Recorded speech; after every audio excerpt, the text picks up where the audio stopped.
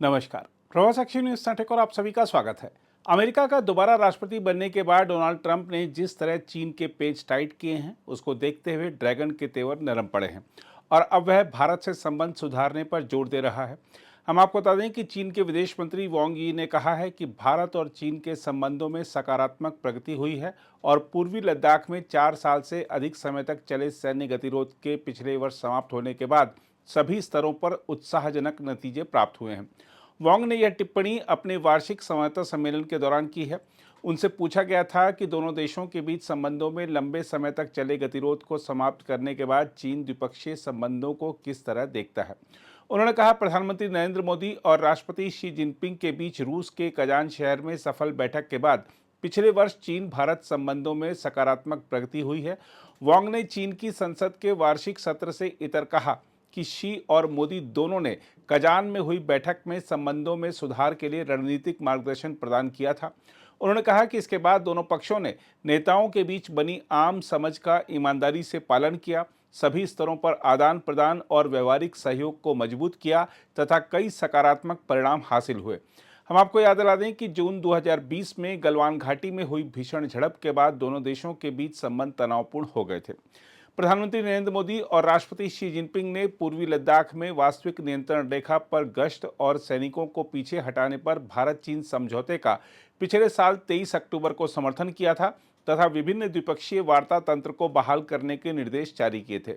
इसके अलावा राष्ट्रीय सुरक्षा सलाहकार अजीत डोभाल और वांग यी ने गत 18 दिसंबर को विशेष प्रतिनिधि वार्ता के दौरान सार्थक चर्चा की थी। संबंधों को बेहतर बनाने के लिए सीमा पर शांति बनाए रखने के महत्व पर भारत द्वारा जोर दिए जाने का स्पष्ट संदर्भ देते हुए वांग ने चीन के इस रुख को दोहराया कि सीमा या अन्य मुद्दों पर मतभेदों से समग्र द्विपक्षीय संबंधों पर असर नहीं पड़ना चाहिए। वांग के मुताबिक चीन का मानना है कि दोनों देशों को एक दूसरे की सफलता में साझेदार बनना चाहिए। उन्होंने कहा, दोनों देशों के बीच सहयोगात्मक साझेदारी ही दोनों पक्षों के लिए एकमात्र सही विकल्प है। वांग ने कहा कि दोनों देशों को एक दूसरे के साथ मिलकर काम करना चाहिए।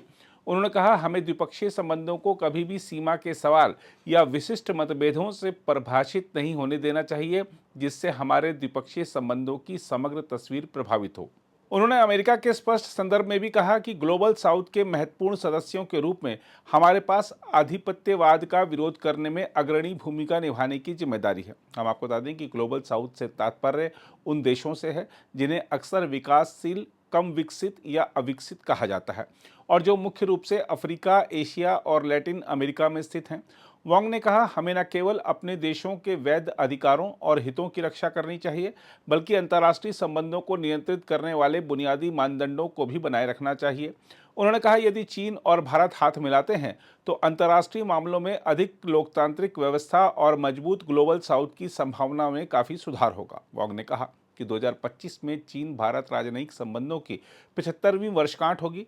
उन्होंने कहा, चीन भारत के साथ मिलकर काम करने के लिए तैयार है ताकि चीन भारत संबंधों को मजबूत और स्थिर विकास के पथ पर तेजी से आगे बढ़ाया जा सके।